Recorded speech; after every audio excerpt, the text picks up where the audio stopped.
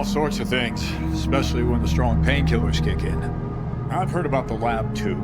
Just a few months back, Red got woozy after a shot and started babbling about embryos, test tubes, snort.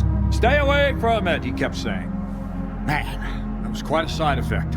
I even had to double the dose in his IV bag the next day. Messed him up pretty bad. Red? Who's that? Oh, he's a legend around here. I'm surprised you haven't heard of him. He saved Strelok himself back in the day. Yanked him out of a death truck, barely alive, and dragged him over to Cedarovich. He can spin that tale for you himself. When he gets back, that is.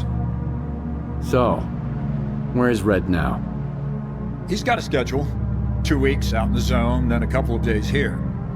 You won't believe the stories he has to tell about his adventures. He's running late this time, though. Haven't seen him in about 3 weeks.